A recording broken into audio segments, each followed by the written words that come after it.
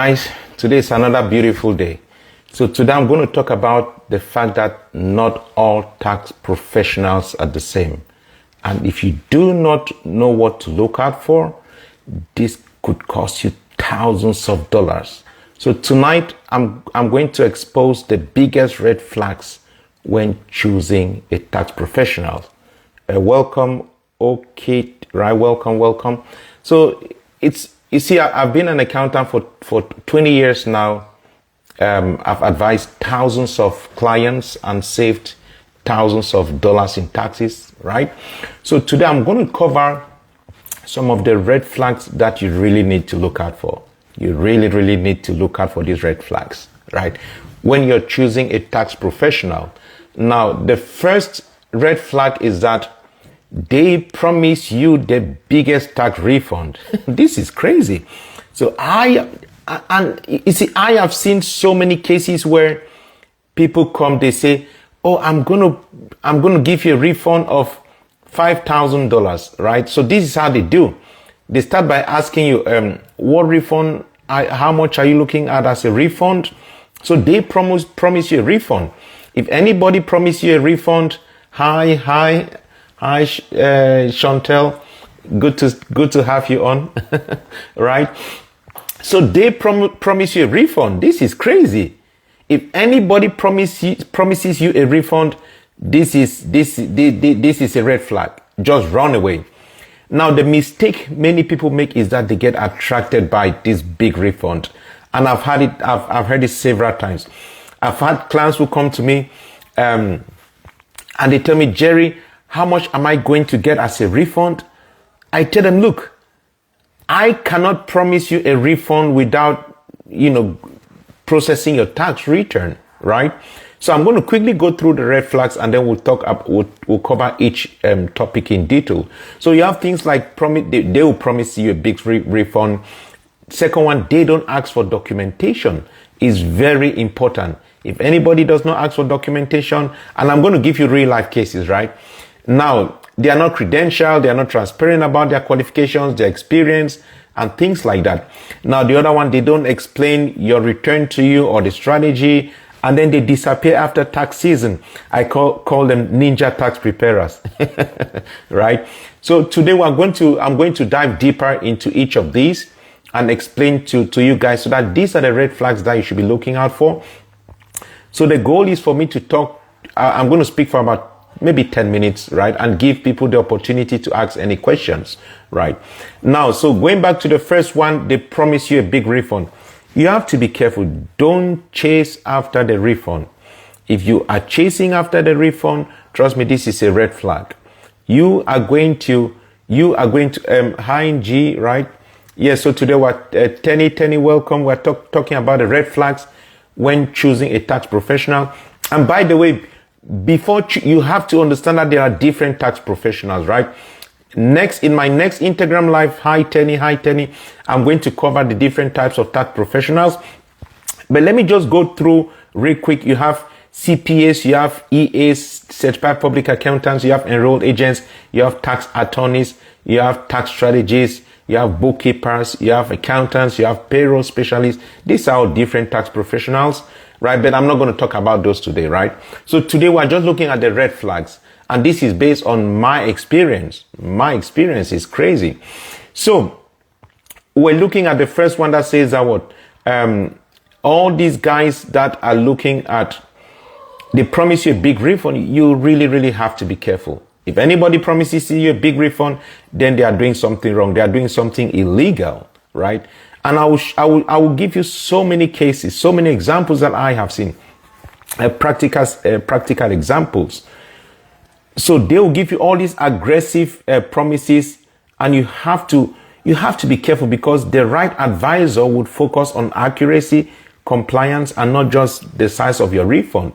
So when clients normally come to me, I will tell them, "Look, I cannot give you an estimate of your tax liability or tax refund until the tax return is at least 90% completed, right? Because for me, my reputation is the only asset that I have. So I cannot just make crazy promises. I do not do that.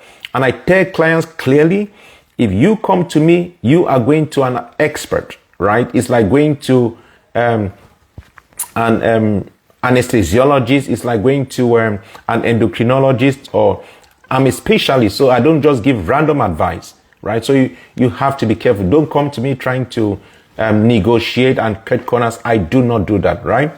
So I will not promise you any refund.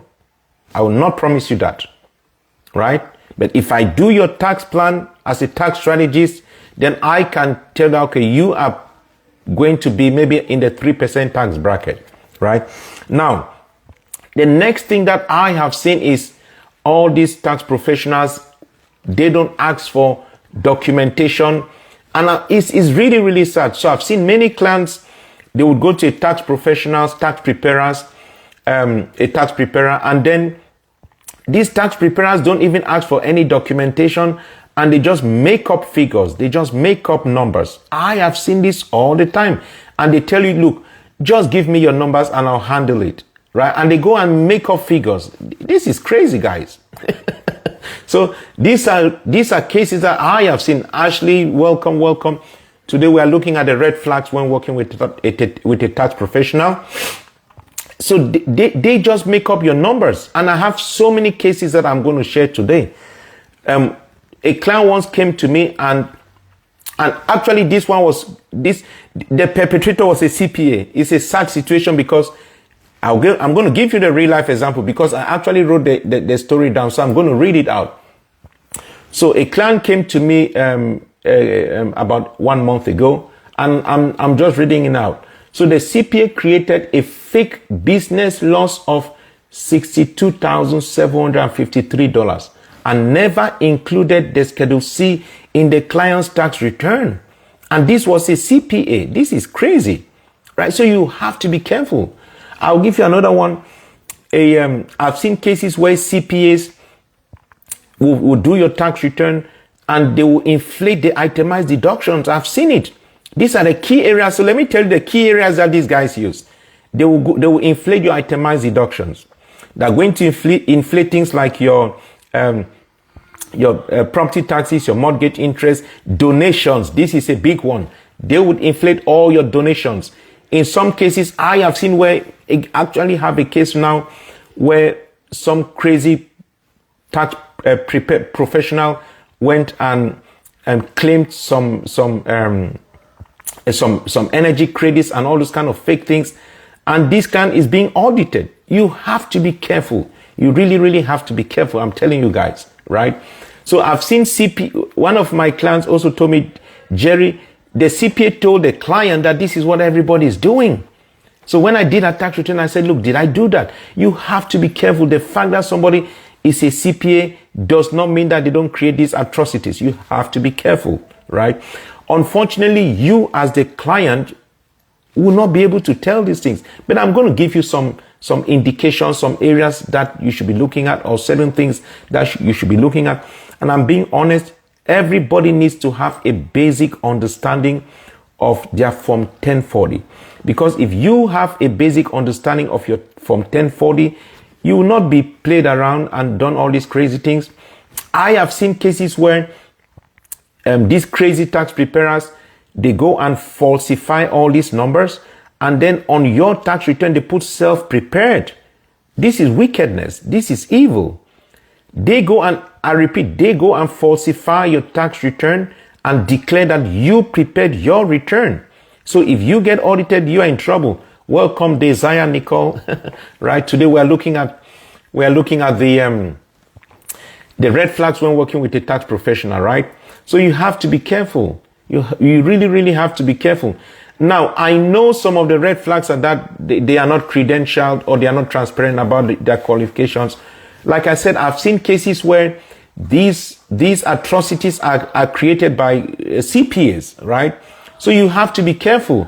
Welcome, Pegin, welcome. So we are talking about the red flags, right? So I've seen where these atrocities have been created by CPAs. These are licensed individuals. I understand why they are doing it. It is illegal, but they are doing it because they suffer from a limitation of knowledge. So they don't understand tax strategy. That is why they are looking for shortcuts. right? So you have to be careful. Anybody can call themselves a tax preparer. You have to be careful. At least you tend to be safe if you are working with, a CPA, an enrolled agent, or a tax attorney, or a tax strategist, right? But you have to be careful. You have to look at somebody's background. But this is the issue right here. If anybody promises you a refund, run away. I don't care whether it is a CPA or an enrolled agent or a tax attorney. No, run away. You have to be careful. Unless if you are working with a tax strategist who understands the tax code and who gives you legal tax strategies. Because you have two types of professionals. You have those who understand advanced tax strategy and those who do not understand advanced tax strategy. Those who do not understand advanced tax strategy, they do what we call creative accounting, which is illegal, right? You will go to jail, right? And this is another area that I was talking about. These red flags, they will not explain your tax return to you. They'll just send it to you and, oh man, this is crazy. I had a client, he came to me actually recently, and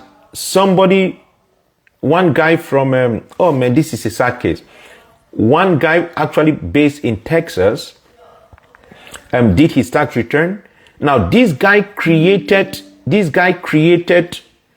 a fake email for this client without the client's knowledge and prepared a return, gave the client a completely different return and filed a completely different return. It was very, very messy. And this guy went and put that the taxpayer self-prepared his return. You have to be careful. You always have to make sure that, number one, if you are paying someone to file your tax return, that they have put their name on your tax return. Number two, make sure that they give you a copy of the tax return. Number three, you need to check to make sure that if there is a business loss created on your return, you have a copy of the Schedule C attached to your return. Why do I say this? Because this client came to me. The CPA created a fake business loss of, I'm reading out, 62,753. And the CPA did not attach the Schedule C to the client's tax return. So when I asked for it, she told me, Jerry, the guy was angry, right? And the guy told her that he's on vacation and he never gave her that Schedule C. You have to be careful. You really, really have to be careful right here, right? And then you have all these guys who disappear during tax season. You have to be careful. You see, the reality is that people are really hungry. They go after these promised refunds. They promise you all these refunds and you are just attracted by all these refunds. Welcome, guys, right? Welcome, right? So don't be attracted by these so-called big refunds. At the end of the day, Seja, welcome. So this is how the IRS says it. When you sign your tax return, you are telling the IRS that you are aware of what's in your tax return. So you cannot go and make as if you are ignorant, because remember, the onus is on you. So I'm going to recap here real quick and then give you guys an opportunity to ask questions. Number one, you have to make sure that the person is suitably qualified. Number two, you have to make sure that the person is experienced, right? Number three, you have to make sure that if you are paying someone to prepare your taxes, they put their name on your return, their name and the name of their business and everything, their contact information. You have to make sure, right? Number four, you have to make sure that if they do not put self-prepared, you have to make sure that they give you a copy of your filed tax return. When you get your return, there is a document that shows that this tax return was e-filed, and you see all the reference numbers there. Make sure that you have a copy of your filed tax return. Make sure you have a copy of your filed tax return, and make sure that all the corresponding schedules are there. Now, these are key areas that all these fake guys use to inflate your figures. These fake guys who have limitation of knowledge, they'll inflate your itemized deductions, claim crazy charitable donations. They're going to claim other crazy stuff. But the biggest scam is the business losses. They are going to create fake business losses and claim over 60, 70, 80,000 dollars in taxes. I'm going to give you guys another example. A client came to me. She made, during the days of COVID, she made about $300,000. She met with some crazy guys in Houston. These guys claimed a business loss of over $200,000. When I saw this, I told her, look, you are going to get audited. And guess what? She was audited. She was audited. And these crazy guys were telling her that, oh, don't worry, we are going to send you some fake receipts. I told her, don't do that because you go to jail. So it is your responsibility to make sure that, number one, you hire the right to tax professionals, right? You have to make sure that you have a basic understanding of your tax return. I think on my Instagram, I did explain from 1040. So go and watch that video on my Instagram, right? I may have to do another Instagram live to talk about these things, right? So perfect. So these are the red flags that I wanted to talk about. These are real things that I have seen, right? Don't get carried away by big promises of refunds. I don't care whether it is your family member, it's your relative. And this is one last tip. I was speaking to someone in church today, right? A brother in Christ. And I told him clearly, and this is what I say to everybody. If you are making over $150,000, you need to be working with a tax strategist. Don't try to do it yourself because you are not a tax expert, right? Unless if you're a tax strategist with several years of experience, right? Don't try to be saving pennies and you're losing thousands and thousands and thousands of dollars ignorantly, right? So I'm going to give you guys the opportunity to ask me any questions and I'll be stopping in 5 minutes, right? Can you put all your questions in the chat there? So this is the time to ask questions. Ask me all your questions. And if you're enjoying the live, say, put a 1 there, a 1 in the chat, 1 for yes, 1 for yes, right? Ask me any questions. Let me see here. Any questions? And I'll be stopping in 5 minutes. Right? Can you put all your questions in the chat there? Yes. Ask me any questions, right? This is your opportunity to ask me any questions, whether it's about taxes, whether it's about tax planning, whether it's about tax preparation, whether it's about bookkeeping, whether it's about starting a business, whether it's about entity structuring. I only do one business activity. For me, it's about taxes, tax strategy, and tax preparation, right? So ask me any question. Welcome, Idowu, right? This one says, how long have you been a tax strategist? So I've been a tax accountant for Rexon. Welcome. So I've been a tax accountant for 20 years, right? I used to do low-level tax strategies, right? Which certain CPAs do know about. So I used to do what we call foundation tax strategies, right? So I used to do foundation tax, but I started getting into advanced tax strategy about 2 years ago, right? So does that answer your question? So I've been a tax accountant for 20 years. I didn't know about the advanced tax strategies like most CPAs, right? But I've been doing advanced tax strategies now for 2 years. Does that answer your question? And this is my passion. Look, this is my passion, guys. So any other question? So it says Rexon Well Diagnostics. This is your opportunity to ask me any question. Ask me any question.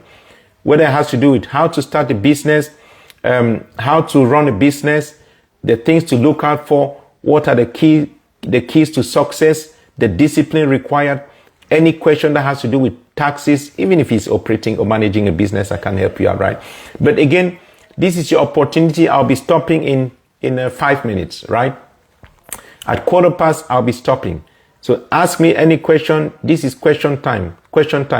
Next question. Next question, right? Whether it's about entity structuring, right? If you have a question about, and another thing which I'm going to talk real quick. Okay, this one says how to start a restaurant business. Now that's a great question. Now, before you want to start a restaurant business, I would strongly recommend speak to an advisor, right? Speak to an advisor, speak to a professional.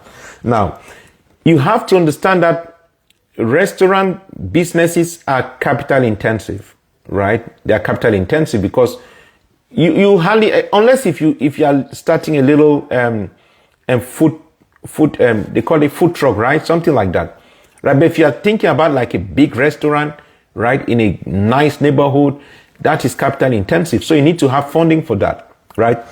But before you want to start a restaurant business, the best thing to do is to have a business plan.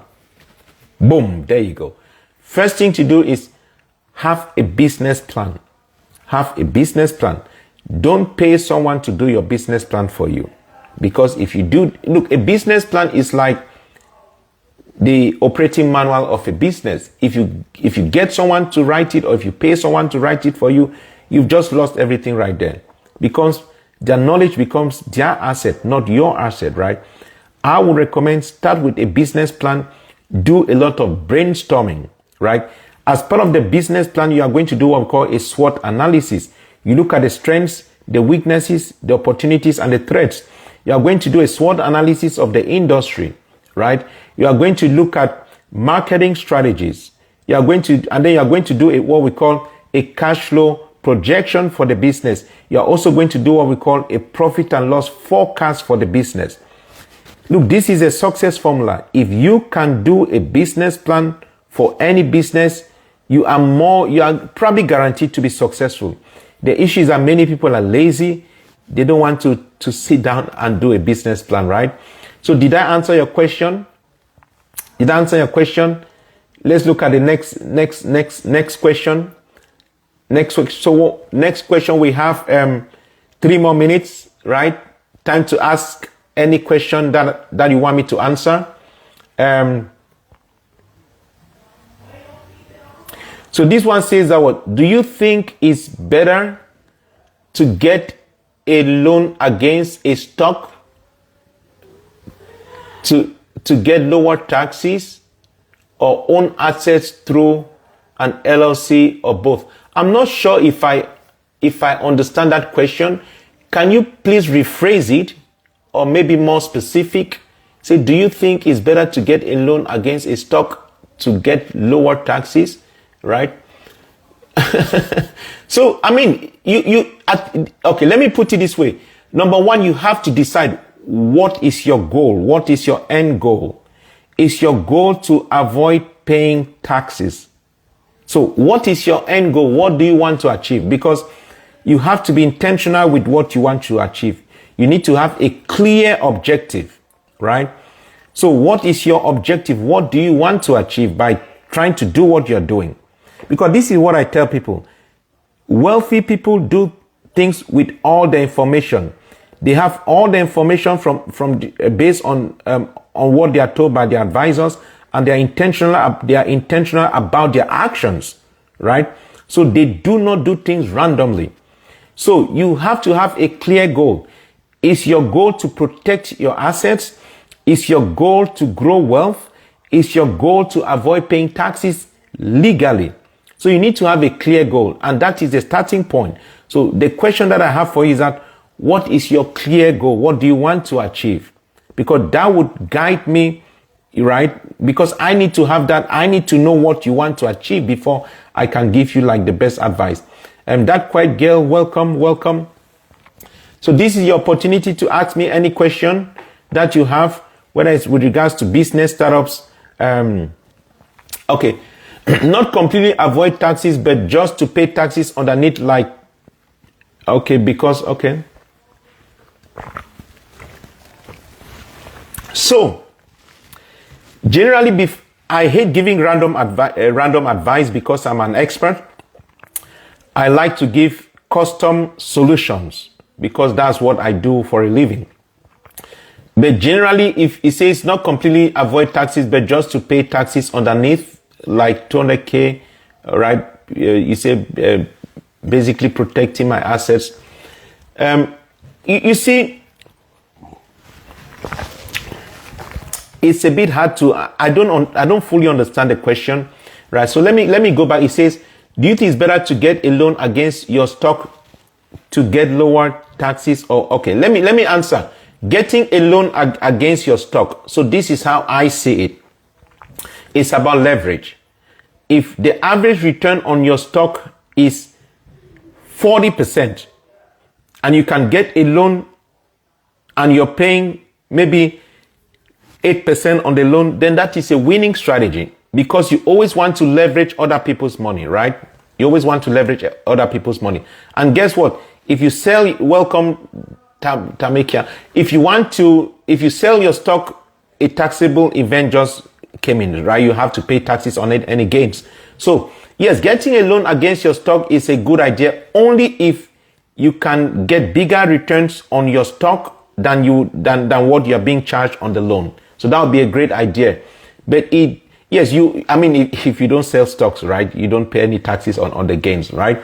Now, owning assets through an LLC, again, owning assets through an LLC, it depends. You have to understand that you have LLCs, you have single member LLCs, you have multi-member LLCs that are partnerships by default.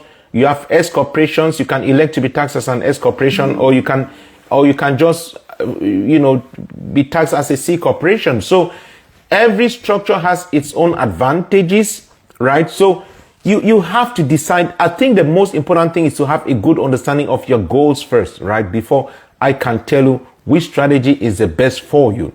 Are you guys with me? One last question. Anybody has a last question, right? Whether it's about businesses, whether it's about taxes, whether it's about tax strategy as a bonus. Any question, any final question? Again, even if you don't know what business to start, this is what I tell people.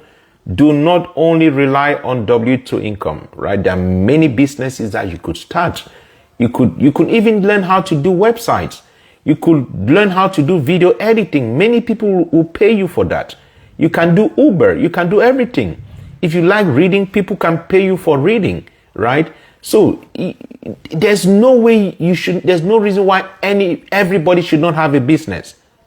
Because look, there are tax strategies for W-2 income earners and there are tax strategies for business owners. But guess what? When you are a business owner, you have more tax strategies available to you compared to somebody who is just a W-2 income earner, right? So there are high level or advanced tax strategies. Those that we can use for W-2 income earners. But then business owners, more tax strategies that are available to them. So everybody needs to have a business, right? One last question. Anybody has any final question that they want me to talk about? Any final question? It doesn't matter what industry you are in. I can answer any question, right? Any question? Okay. Okay. This guy says that your information would be so valuable on Zora, man. There isn't any teachings on finance. Okay. Perfect. Yes, I'll probably join that app and see how it goes. By the way, what is that app about? Tell us a little bit, right? What's the Zora app about? What is it? Tell me. Who created it? How long has it been out there? Because we also have to consider data security, right? So real quick, who created? Can you put in the chat box and maybe educate us? Right? It says just this Zora app. What is it about? Okay. Right. So perfect. One last minute. Okay, guys, it's time up. I need to go on to other things. I have demands from other clients. So it's been great to have you here. And I will try to do an Instagram live every Sunday. I'll try. I cannot promise. I don't like to make promises because if I don't fulfill them, then it's all about my reputation, right? So if you enjoyed today's session, say thank you, Jerry. thank you, right? That's appreciated, right? So you guys have a blessed day. Take care of yourself, and we'll see next time. God bless you guys.